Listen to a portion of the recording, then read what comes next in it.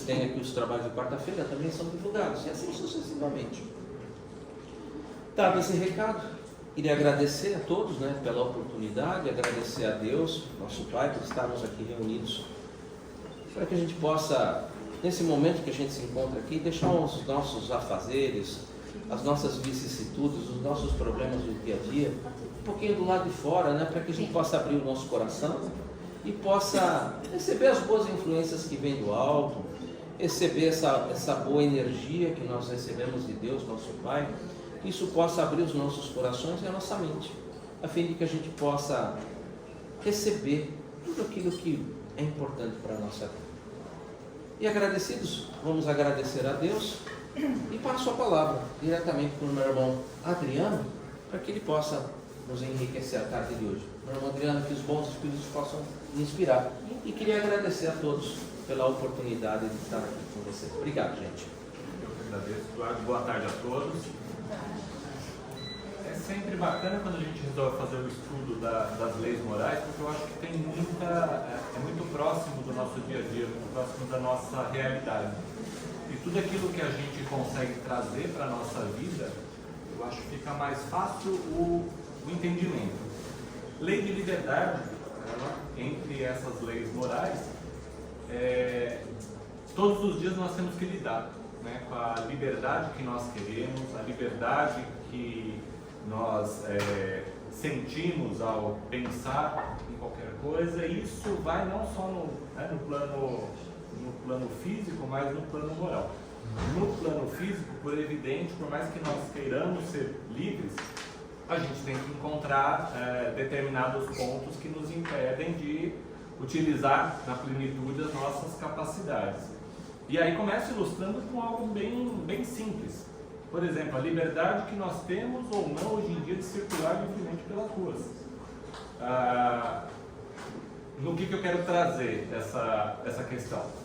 Por exemplo, essa semana faz 3 dias, eu e minha esposa decidimos deixar de usar aliança, porque o nosso bairro está tendo assalto atrás de assalto para levar o ouro. O ouro hoje em dia é algo que é muito caro e vocês são do bairro. Já perdi.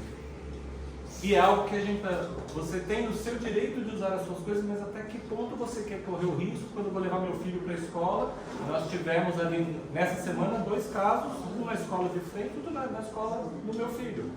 A mão armada para levar uma aliança. Então, assim, o medo maior que você tem eu não quero que nada seja feito contra os meus. Então, eu prefiro me privar de algo que eu deveria ser livre para usar. Então, isso é uma metáfora para a gente trazer. Isso é algo muito simples do dia a dia. Mais ainda se nós pensarmos no plano moral. No plano moral, nós somos plenamente livres para pensar o que a gente quiser. Só que seja no plano físico ou no plano moral, a lei de liberdade, junto com ela vem a responsabilidade. Então, tudo aquilo que nós exercitarmos a liberdade, a gente vai arcar com uma responsabilidade. Nesse exemplo que eu trouxe, eu posso ter a liberdade de falar, eu vou continuar usando, amanhã ou depois acontece alguma coisa mais gravosa, como é que vai ficar a minha consciência? Eu exercitei minha liberdade, mas aqui preso. Então todos os dias a gente vai se cerceando para tentar trazer uma vida um pouco mais tranquila.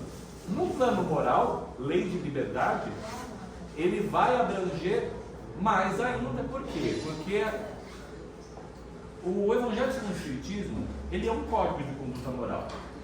Entender as leis morais é muito fácil, mas será que a gente consegue colocá-las em prática todos os dias? Será que nós estamos dispostos a colocar em prática todos os ensinamentos morais?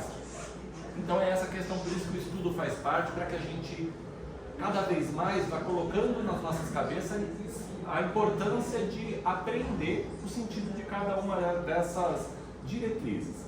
Hoje então nós vamos abordar a lei de liberdade, que é uma lei que está dentro do Livro dos Espíritos, numa quantidade grande de perguntas, que são praticamente 47 perguntas do Livro dos Espíritos dedicadas ao capítulo da lei de liberdade.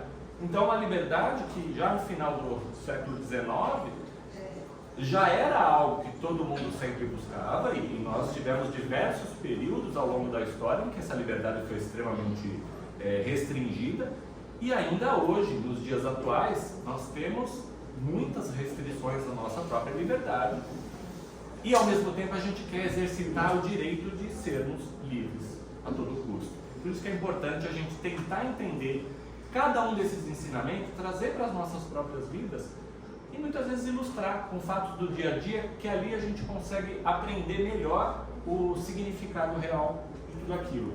Dentro das leis morais, então, a lei de liberdade ela é mais uma, como o Eduardo bem ilustrou no começo, dessa divisão em 10 partes da lei divina ou natural. Mas é muito importante a gente pensar que as leis morais, elas jamais devem ser entendidas de forma isolada.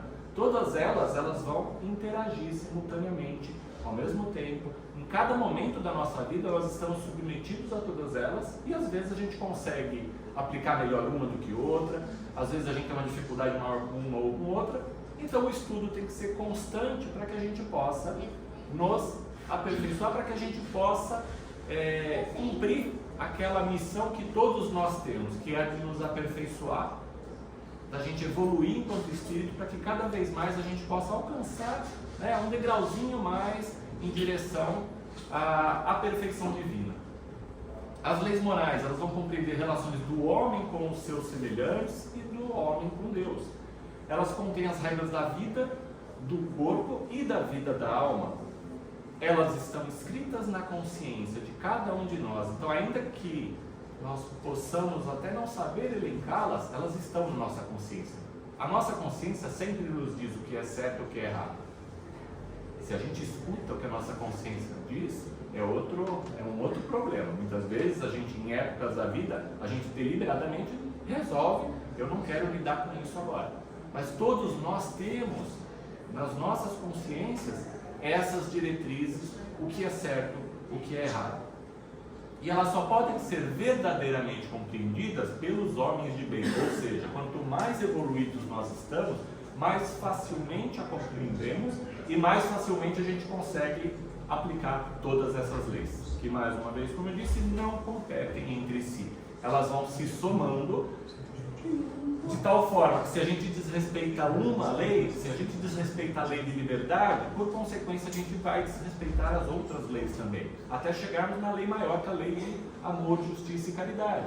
Então todas as leis estão interligadas, e volto para aquilo que eu disse no começo, a gente tem que ter em mente sempre a responsabilidade que temos sobre cada ato das nossas vidas. Kardec vai apresentar essa lei de liberdade, então, como ele tem 47 artigos aí para discorrer sobre isso, nessas oito categorias. Fala de liberdade natural, fala de escravidão, liberdade de pensamento, de consciência, livre-arbítrio, fatalidade, conhecimento do futuro, e por fim traz um resumo teórico do móvel das ações humanas. A gente vai procurar, apesar dessa extensão, a gente vai procurar pincelar cada uma dessas para que a gente possa entender. Mas fica desde já o convite, para quem quiser conhecer um pouco mais, vai direto na fonte, pega o livro dos Espíritos, tenta dar uma lida nessas questões, porque muitas vezes a questão que está ali no livro dos Espíritos é uma questão que passou pela sua cabeça. E as respostas nós buscamos o tempo inteiro. Eu acho que em cada existência que nós temos, e lembrando, nós enquanto espíritos imortais, espíritos eternos, essa nossa existência não é única no sentido de apenas essa. É única no sentido de essa oportunidade que temos agora de agir da forma que estamos, com as colocações que nos foram feitas, com os papéis que foram atribuídos para aquelas pessoas que estão ao seu redor. Mas você, enquanto espírito imortal, e é isso, esse entendimento, essa crença que o Espiritismo procura trazer como esclarecedor, é a questão da reencarnação. Ainda bem que temos a bênção da reencarnação para que a gente possa, a cada existência, tentar nos melhorar. Porque se a gente tivesse apenas uma existência, com certeza a gente entraria devedor, sairia devedor na mesma medida ou numa medida maior, porque a gente não evoluiria muito. E nós fomos todos criados simples e ignorantes. Nessa trajetória de evolução espiritual, a gente já está há muito tempo, ao mesmo tempo que nós somos relativamente recentes, se formos pensar nos espíritos mais evoluídos dos outros ordes.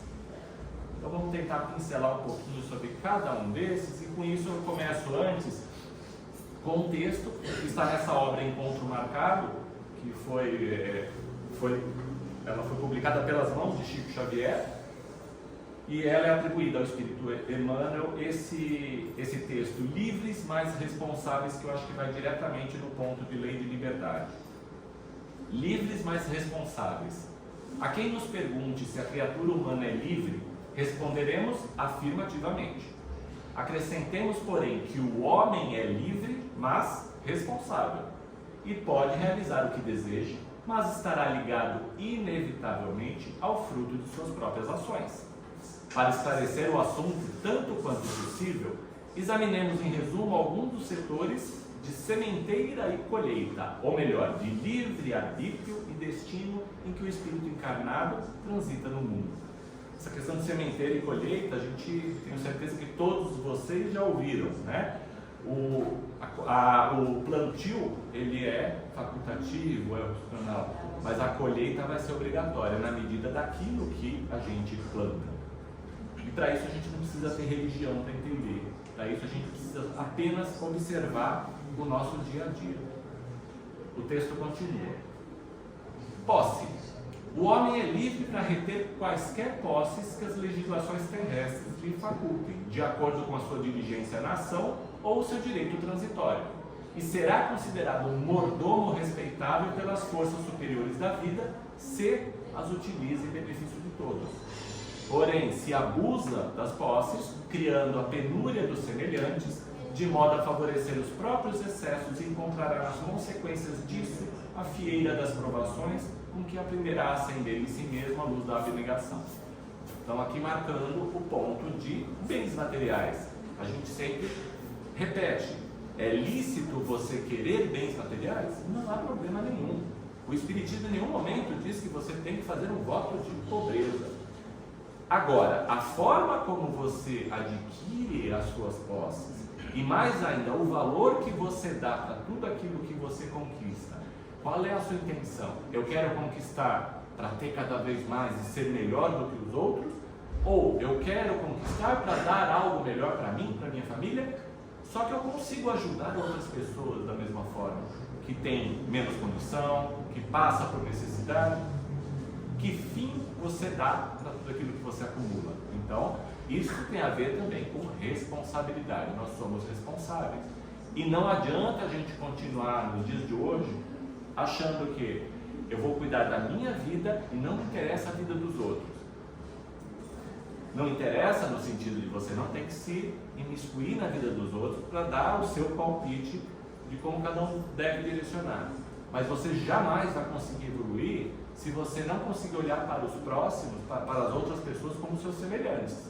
Se você não conseguir ter empatia com a vida do outro, que passa por uma dificuldade, por uma doença, por uma necessidade. Esse é o entendimento. Qual é o nosso maior modelo para tudo isso? Jesus. Sempre vamos voltar para Jesus. Ele continua e continuará sendo sempre o nosso norteador. Como que ele agiria, como ele agia diante de todos. Então, ter empatia, você tem condições? Ótimo, muito bom.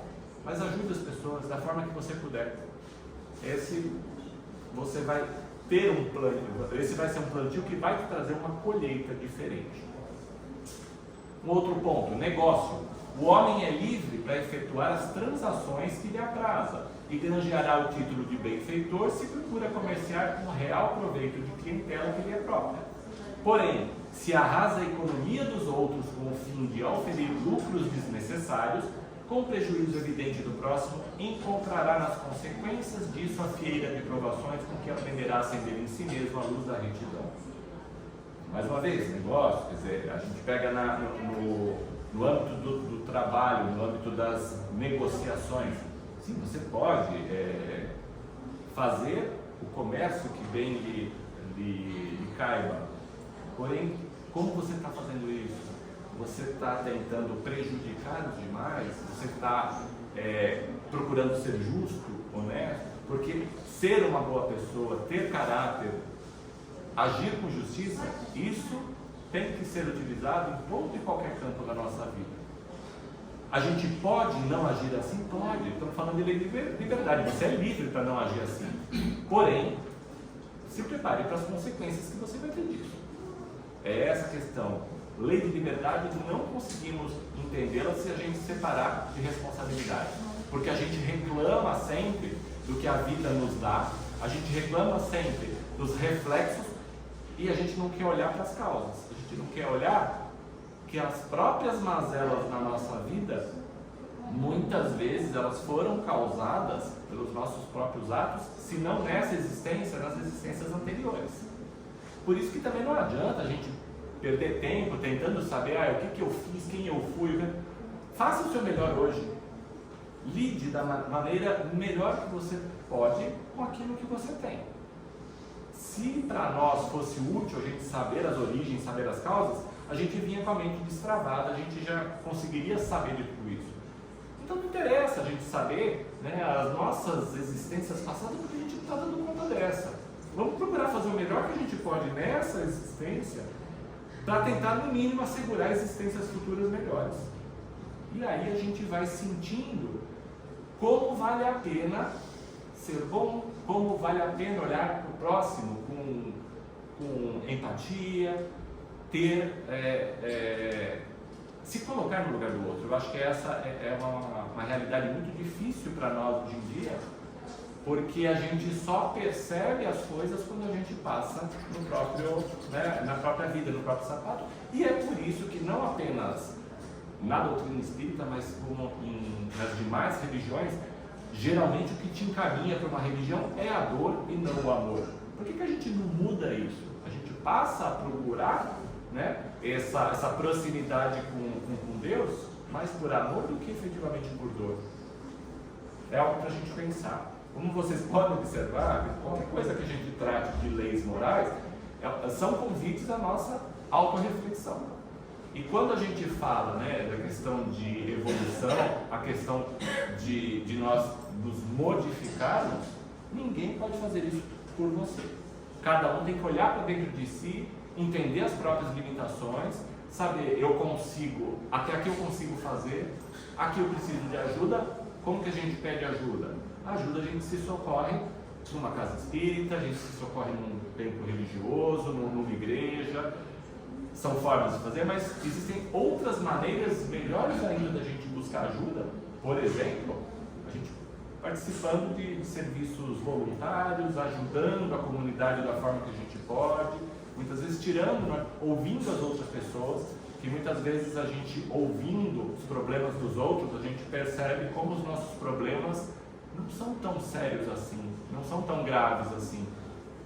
Isso a gente pode ver todos os dias. Quem tem a coragem de ligar um telejornal, fala, é só desgraça que aparece todos os dias. Na verdade, isso é a realidade do mundo que a gente vive, do mundo do qual a gente faz parte. Então você também não pode simplesmente desligar e agir como se aquilo não existisse. Tudo bem, eu tenho que saber dosar os momentos. Eu não preciso estar sentado jantando e ligar a televisão para assistir, porque aquilo vai atrapalhar o meu jantar. Não preciso, mas é importante a gente estar informado, é importante a gente saber o que está acontecendo, e não interessa se está aqui na nossa cidade ou se está do outro lado do mundo. É a mesma humanidade, tá? É a mesma humanidade que sofre, que está passando percalços, e isso tudo muitas vezes nos faz olhar como nós somos abençoados e a gente não percebe.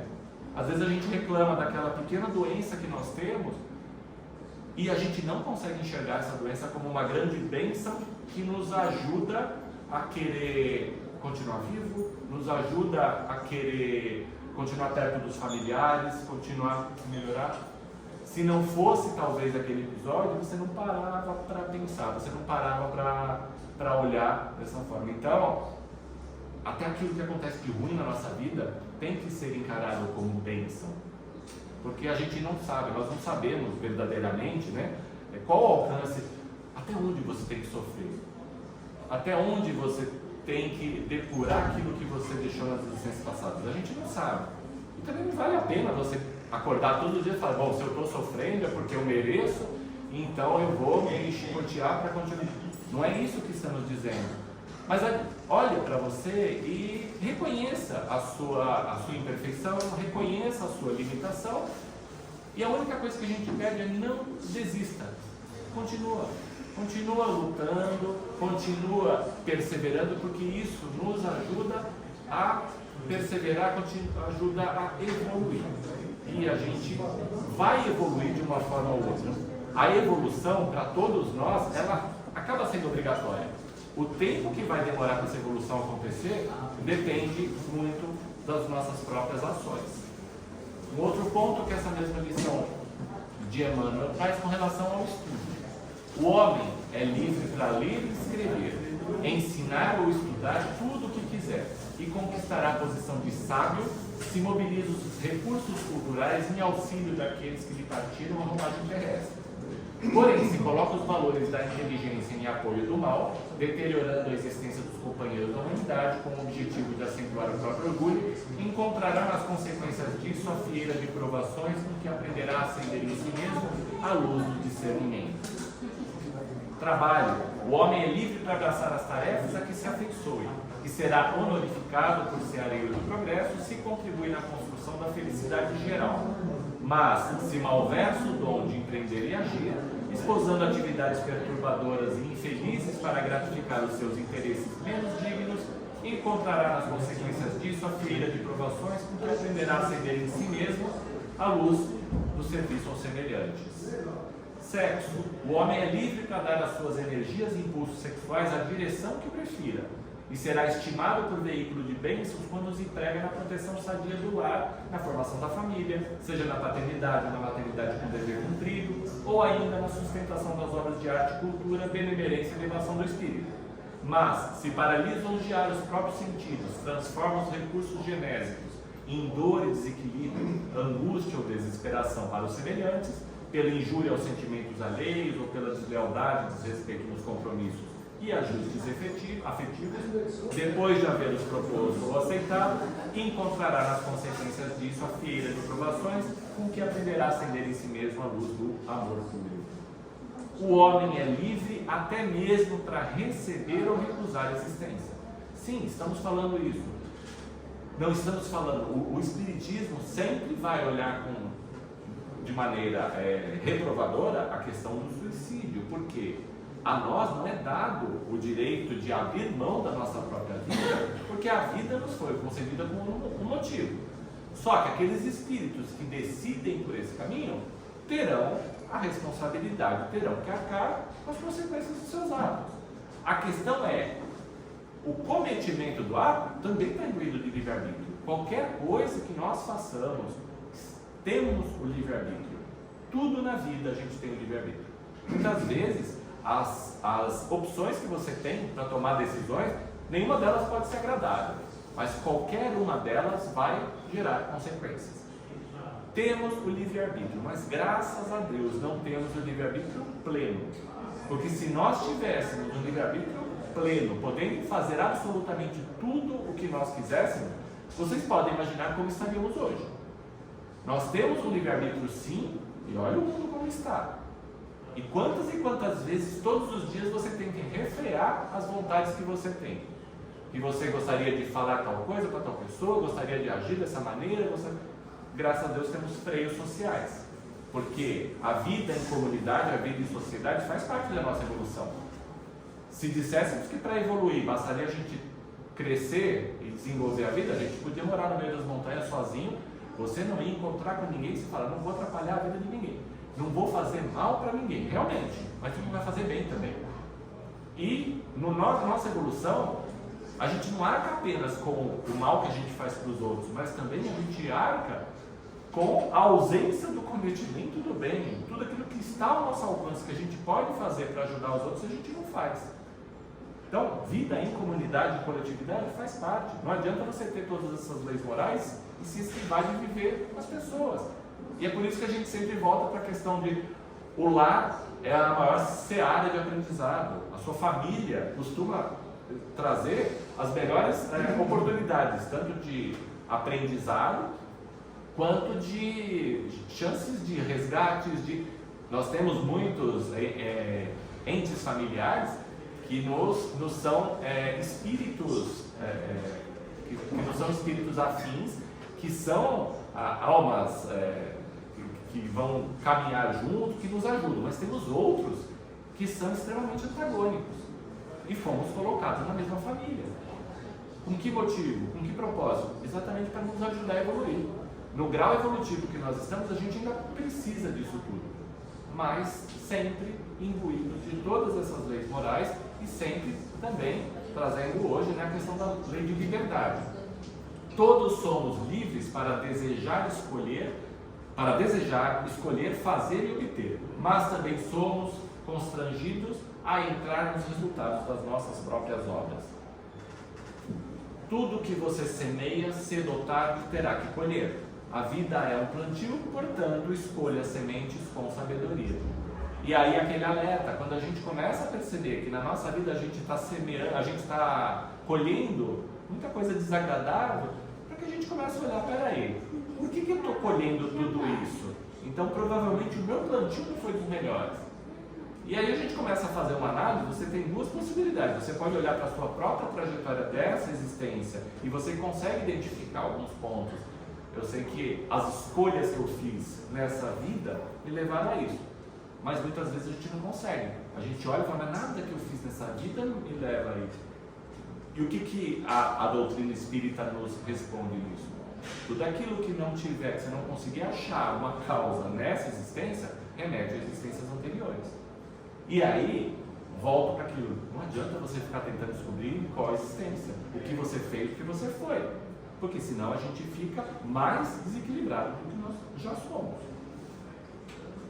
Cabe à doutrina espírita explicar que os princípios da justiça eterna em todo o universo não funcionam simplesmente à base de paraísos e infernos, castigos e privilégios de ordem exterior, mas acima de tudo, através do instituto da reencarnação, em nós, conosco, junto de nós e por nós. Foi por isso que Jesus, compreendendo que não existe direito sem obrigação e nem equilíbrio sem consciência tranquila, nos afirmou claramente: conhecereis a verdade e a verdade vos libertará. Então, mais uma vez, todos somos livres para agir. Para quê? Para realizar o bem no limite das nossas forças, ou também somos livres para praticar o mal. É uma escolha que fazemos. Todos os dias a gente faz essas escolhas. Não fazer uma escolha pelo bem já é uma ação fruto do nosso livre-arbítrio. Aí a gente vai pincelar os itens desse capítulo. Liberdade natural. Questão 825. Haverá no mundo posições em que o homem possa acabar-se de gozar de absoluta liberdade? E como eu já respondi, não temos liberdade absoluta. Tá? Todos nós precisamos uns dos outros. Em que condições, então, o homem poderia gozar dessa absoluta liberdade? Percebam, já naquela época, as perguntas que são feitas, que Kardec formulou para trazer para os espíritos, nessa ânsia de eu quero ter uma liberdade plena, mas então como que eu consigo essa liberdade? E o que os espíritos responderam? Nas do eremita do deserto, desde que junto estejam dois homens, há entre eles direitos recíprocos que lhes cumpre respeitar. Não mais, portanto, qualquer deles goza de liberdade absoluta. Um documentário que há muitos anos eu assisti, que era da BBC de Londres, que era muito interessante, que falava sobre invasores de espaço. Como a gente não se dá conta, não percebe que a todo momento, todos nós temos ao nosso redor, a nossa energia ela cria, ela invade os locais. E toda vez que duas pessoas se cruzam, a energia de uma, ela invade o espaço da outra. Então esse documentário demonstrava exatamente como nós deixamos de ter. Por exemplo, você está sentado lendo um livro, ou você está no mercado escolhendo alguma coisa. Se alguém para do seu lado, conversando no celular, falando alto, de repente até um papo mais íntimo, você não se sente incomodado? Naquele momento, aquele espaço está sendo invadido, o seu espaço está sendo invadido pela energia do outro. Então a gente percebe muito quando as outras pessoas invadem o nosso espaço. Será que a gente percebe quando a gente invade o espaço dos outros? E a gente invade de várias maneiras. Muitas vezes a invasão dos espaços acontece sem um dirigir a palavra para o outro. A gente tem noção, então, que nós somos energia, a gente passa energia o tempo inteiro. E você traz de volta outras energias. Então a gente começa a cuidar de nós mesmos para que a gente não seja, né, um potencial passador de energia ruim. E aí aquela situação que muitas vezes você encontra alguém que você não via faz tempo, e a pessoa vem, eu estou com um problema, a pessoa começa a te contar todo o problema que está passando, a pessoa termina de falar, você conta, a pessoa sai e fala, nossa, estou sentindo mais leve. Ela sai e você está sentindo pesado. O que aconteceu naquele momento? Naquele momento você absorveu, né, nessa invasão espacial, você absorveu uma energia que não era a sua. Então a gente tem que aprender no dia a dia a prestar atenção nessas coisas. E muitas vezes a gente sabe que a gente vai para uma situação, você vai visitar aquele parente que você sabe que vai dar um problema, você vai ter uma reunião difícil no trabalho, você vai ter... Se prepare antes. Então se prepare de uma maneira, de tal forma que você consiga se fortalecer para que você possa participar daquela situação, porque faz parte participar dessas pessoas, faz parte da interação com as pessoas, mas de uma maneira que você consiga sair vedado, que você consiga sair sem carregar essa energia. Passe o seu conselho, ajude a pessoa, ouça, porque muitas vezes essa é a maior caridade que a gente faz com as pessoas, ouvir o que ela tem a dizer, mas não traga isso para você. Isso ajuda muito o resto do seu dia, porque se você não consegue fazer isso, você atrapalha. Então é ter essa noção da energia. É aquela questão, se nós fôssemos eremitas no deserto, a gente não tem que lidar com isso, você está sozinho, não tem energia nenhuma para lidar do lado. Mas como que a gente evolui hoje em dia? É nessa interação, é utilizando a nossa liberdade com parcimônia, sem tolher a liberdade do outro, sabendo interagir, sabendo fazer. Isso é algo que a gente todos os dias tem que exercitar. Tem dias que a gente está mais propício, que a gente consegue mais fácil, tem dias que a gente fica acabado.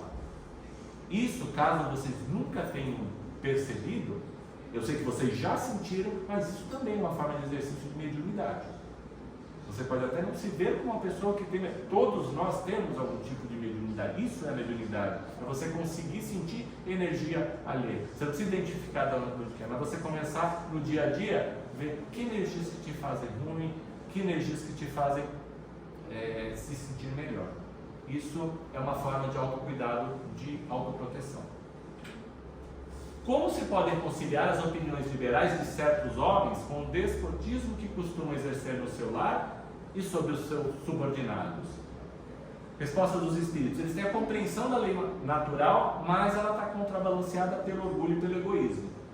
Quando não representam calculadamente uma comédia sustentando princípios liberais, compreendem como as coisas devem ser, mas não as fazem assim.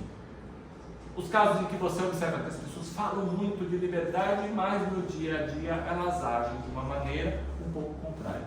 Às vezes tem muita coisa que a gente prega, a gente fala para os nossos filhos, a gente fala, né, para os nossos colegas de trabalho, a gente sabe o correto, a gente fala o correto, mas muitas vezes a gente não faz daquela maneira.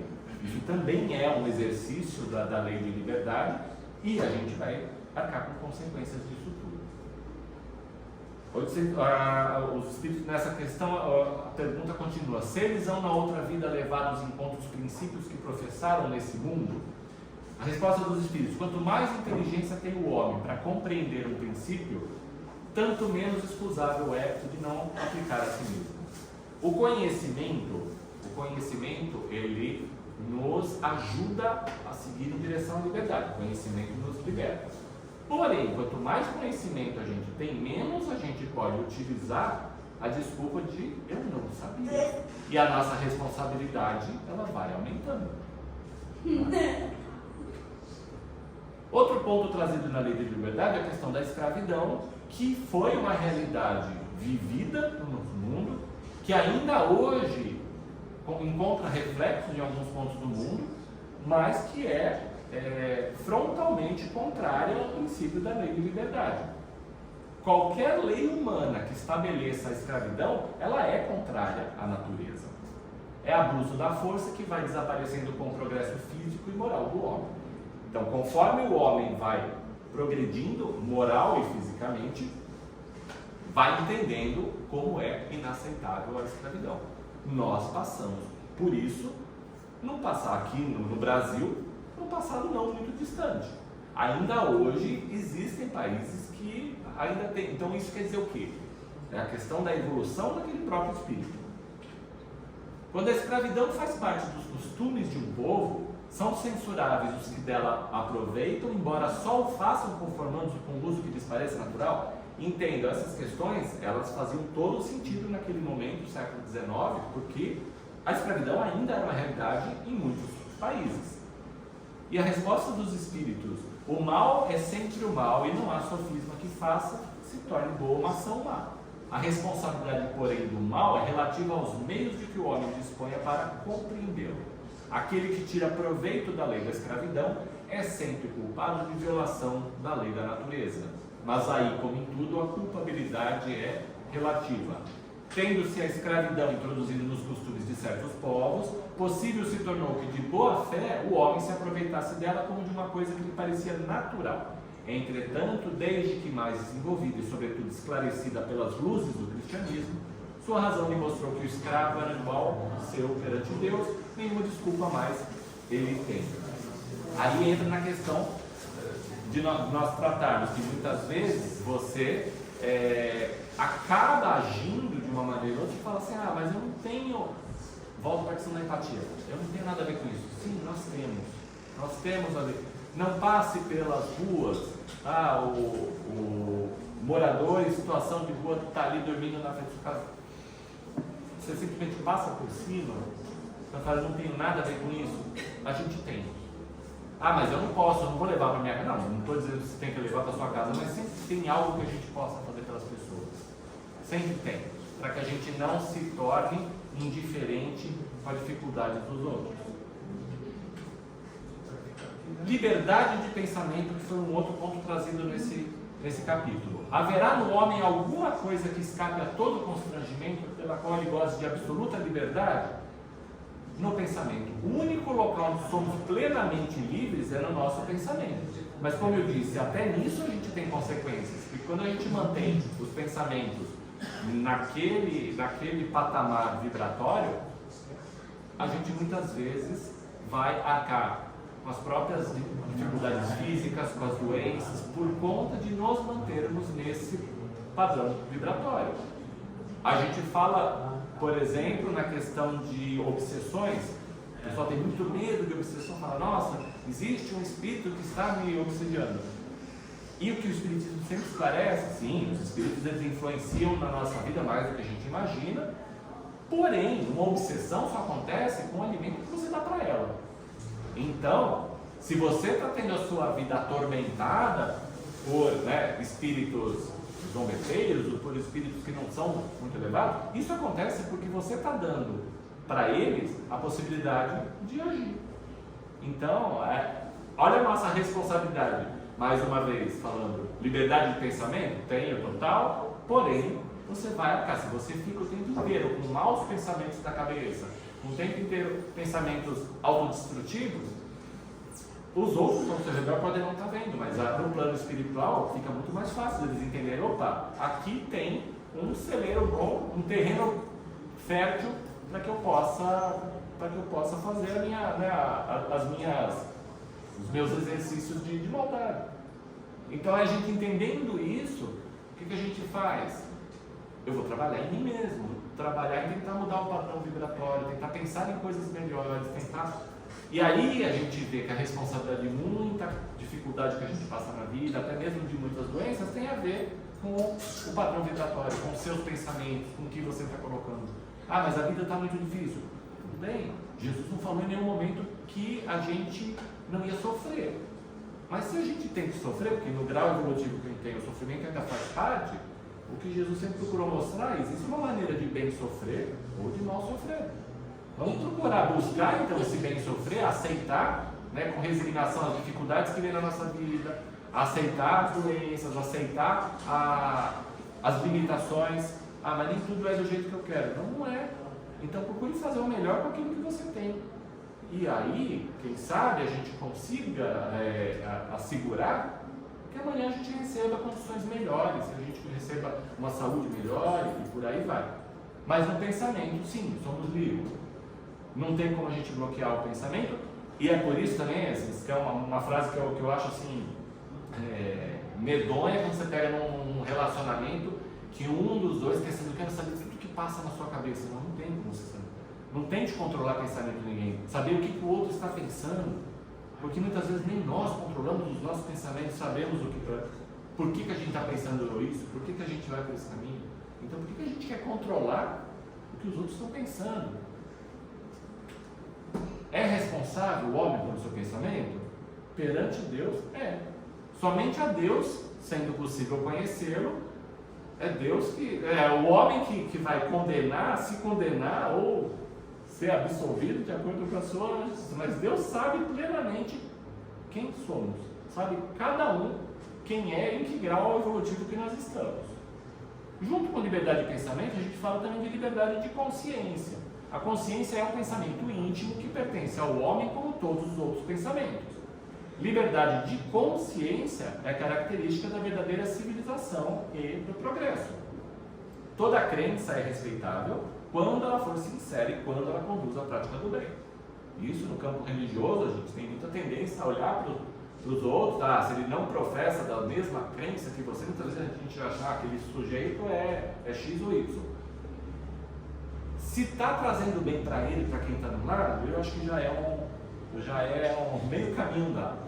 O grande problema é quando, em nome de uma religião, por exemplo, você faz mal para as pessoas.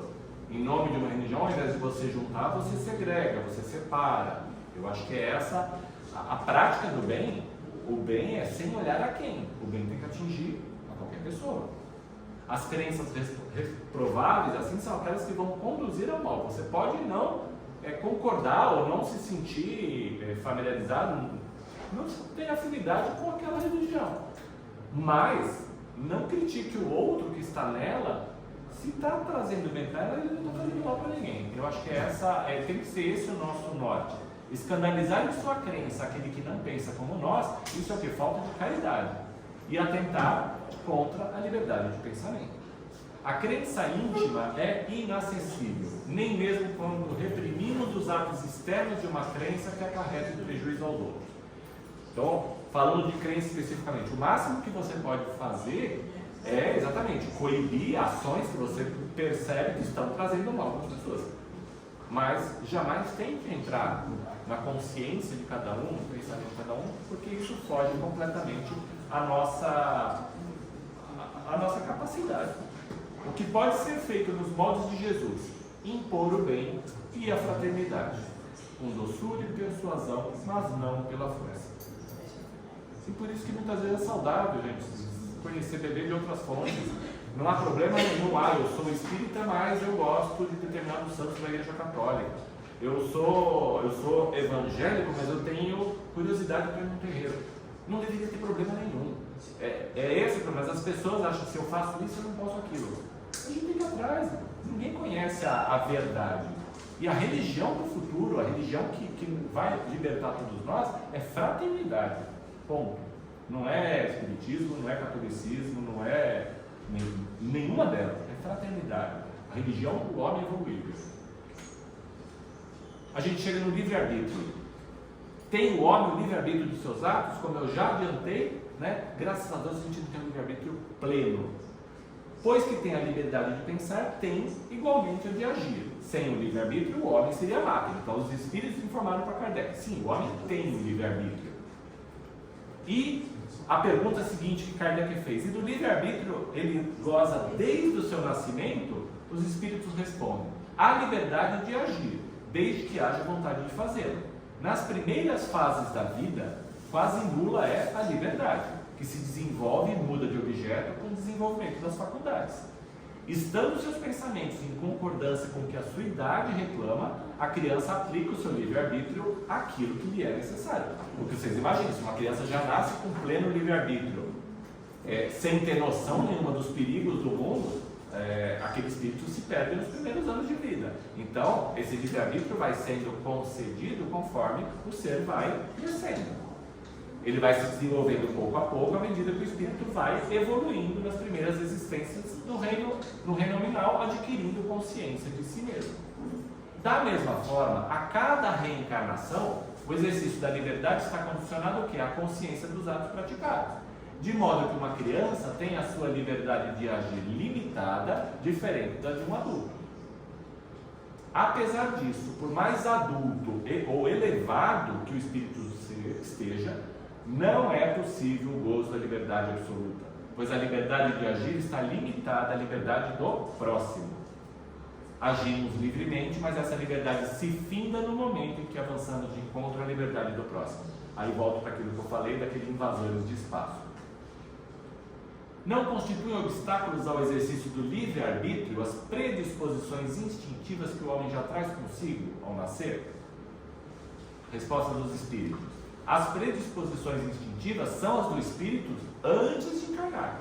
Conforme seja este mais ou menos adiantado, elas podem arrastá-lo à prática de atos repreensíveis, no que será secundado pelos espíritos que simpatizam com essas disposições. Não há, porém, arrastamento irresistível, uma vez que se tenha a vontade de resistir. Lembrai-vos de que querer é poder. Com relação à ação, sim, querer é poder. A gente age se a gente quer. Aquele cuja inteligência está perturbada por uma causa qualquer, perde o domínio do seu pensamento e desde então não tem mais liberdade.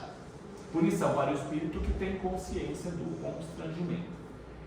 Quem voluntariamente altera suas faculdades intelectuais pela embriaguez e pratica atos repreensíveis, acaba cometendo duas faltas, pois satisfaz as paixões brutais.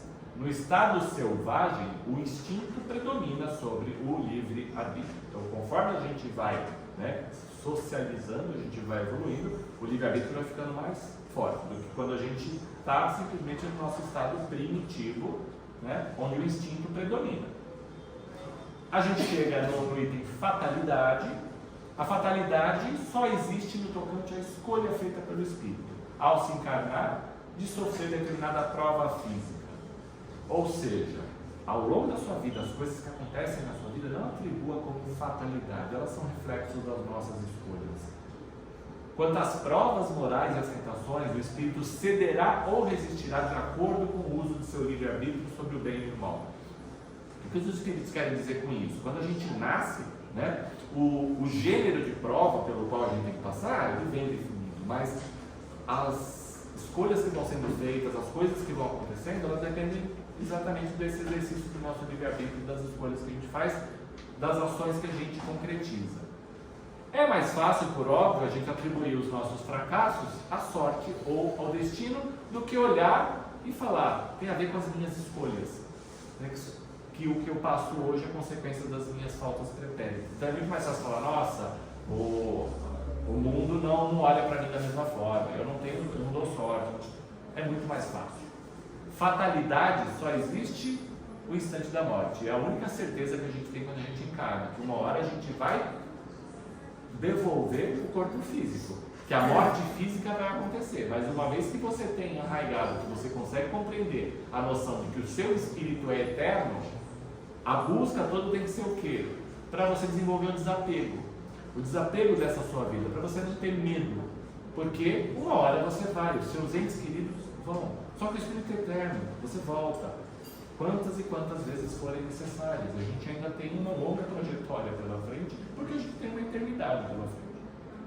O espírito sabe que o gênero de vida por ele escolhido o expõe a morrer mais de uma maneira do que outra, por exemplo, mas também sabe quais as lutas que terá de sustentar para evitar.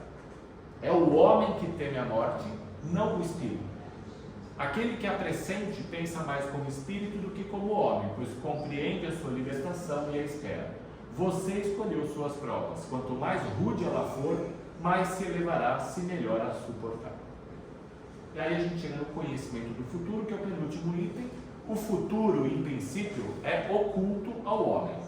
Excepcionalmente, Deus permite algum tipo de revelação, se for para facilitar o cumprimento das coisas. Chega para você de alguma forma. Se o homem conhecesse o futuro, ele ia fazer o quê? Negligenciar o presente e não ia agir com a mesma liberdade de agora.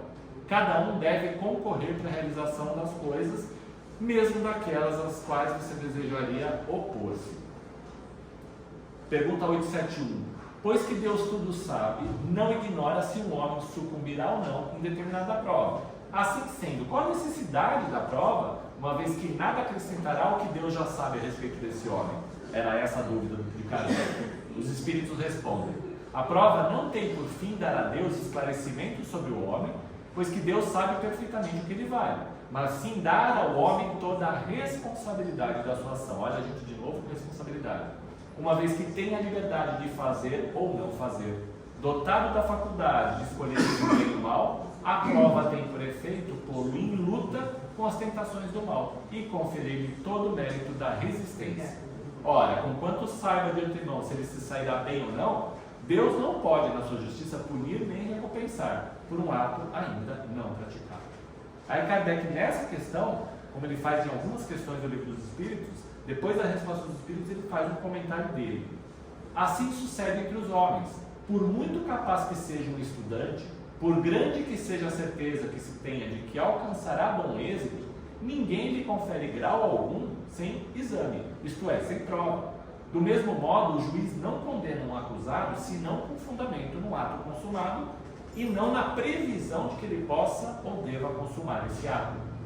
Quanto mais se reflete nas consequências que teria para o homem o conhecimento do futuro, melhor se vê quanto foi sábia a providência em lhe ocultar. A certeza de um acontecimento venturoso faria o homem ficar na inação. A de um acontecimento infeliz ia enchê-lo de desânimo. Em ambos os casos, suas forças ficariam paralisadas, daí o não lhe ser mostrado o futuro, senão como meta que lhe cumpre atingir por seus esforços, mas ignorando os trâmites por que terá de passar para alcançá-lo. O conhecimento de todos os incidentes da jornada lhe colheria a iniciativa e o uso do livre-arbítrio.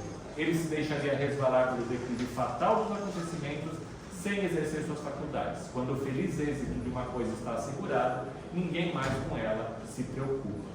Essa questão do Livro dos Espíritos, muitas pessoas fazem e muitas vezes não entendem o motivo pelo qual Deus, que sabe tudo o que vai acontecer, pois Ele é o nosso futuro, para Ele, para Deus, nosso futuro é presente, não impede, por exemplo, a reencarnação de alguém que vai se suicidar.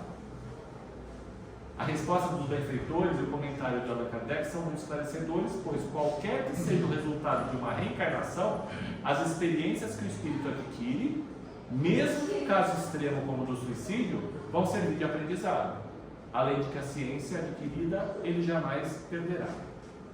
Assim, a experiência por que passa o homem não serve para que Deus conheça suas ações, mas para que ele próprio aprenda a cumprir os desígnios divinos de evoluir até alcançar a pura e eterna felicidade. Se o espírito age no bem, utilizando-se do gênero de provas escolhido antes de reencarnar, transformando-se num ser melhor, será feliz pelas consequências do que realizar.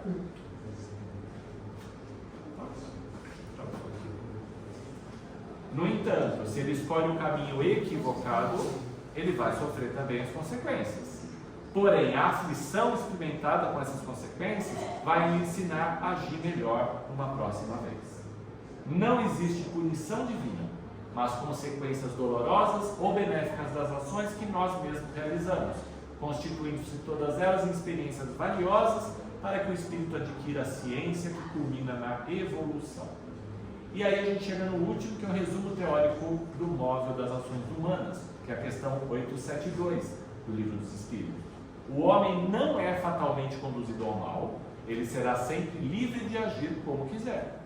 O livre-arbítrio, então, existe no estado de espírito, com a escolha da existência das provas, e no estado corpóreo, com a faculdade de ceder ou resistir aos arrastamentos a que voluntariamente estamos submetidos.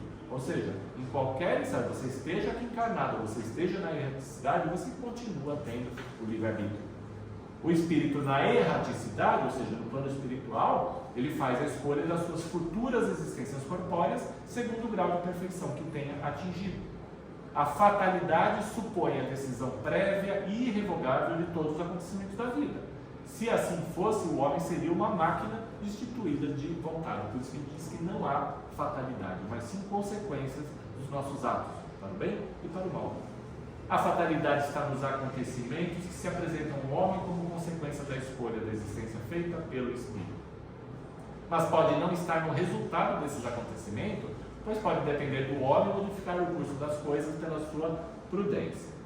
É na morte que o homem é submetido, na morte física, submetido de maneira absoluta à lei da fatalidade, porque ele não pode fugir ao decreto que fixa o termo da sua existência, nem ao gênero de morte que deve interromper o seu curso.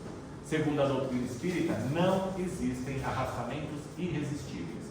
As falhas que cometemos têm origem nas imperfeições do nosso próprio espírito, que ainda não atingiu a superioridade moral que se destina, mas nem por isso tem menos livre-arbítrio. A par da lei de liberdade, encontramos a lei de responsabilidade. Esta lei é fundamental para a compreensão da justiça divina, pois somente receberemos o efeito de nossas ações se formos responsáveis por elas. Ser responsável é uma condição que nenhum de nós pode abrir mão. É inalienável a qualquer um de nós, mas vai ser relativa ao grau de evolução de cada um. Jesus asseverou: e a qualquer que muito for dado, muito se lhe pedirá, e ao que muito se lhe confiou, muito mais se lhe pedirá. Lucas capítulo 12, versículos 48, ensinando que a responsabilidade é diretamente proporcional ao grau de consciência do ato que o espírito tenha ao praticá-lo. Por sua vez, lei de causa e efeito assegura o resultado das nossas ações e constitui a aplicação de uma das vertentes da lei de justiça. Atos positivos geram consequências boas, da mesma forma que ações más geram consequências equivalentes. A partir dessa realidade, somos convidados a dois movimentos. Diante da primeira opção, deveremos continuar agindo no bem, e a segunda opção nos convoca a uma mudança de atitude. A mudança de atitude é a característica que nos qualifica como aprendizes da vida. Acertos e erros, ações boas ou más, são escolhas que realizamos, assim como temos a oportunidade de escolher como agir diante das consequências que sempre nos chegam. Para que a nossa escolha seja efetiva, somos convidados a lançar mão de um atributo do espírito: vontade. A energia da vontade é preponderante para que as nossas escolhas saiam do simples desejo. Para que essa energia nos conduza às boas escolhas, é fundamental que a nossa vontade esteja em sintonia com a vontade de Deus. Qual é a vontade de Deus para todos nós? Que sejamos todos felizes. Sendo assim, quando há ligação entre a vontade da criatura com a do Criador, todas as ações tomam direcionamento conforme as leis divinas. Somos responsáveis para assumir as nossas escolhas, sejam elas para superar as nossas más inclinações ou mesmo para permanecer cultuando os nossos vícios. Aqueles que mantêm o comportamento da preguiça moral alimentam a ideia desculpista de ser imperfeição humana a causa do não melhoramento espiritual. A vontade, portanto, é a energia essencial para a nossa transformação, se alinhada à vontade divina. Assim podemos dizer que a virtude do discernimento ilumina o nosso livre-arbítrio e, juntamente com a vontade, nos dão as condições necessárias para que as nossas ações sejam responsáveis e nos tragam consequências amorosas, justas e caridosas.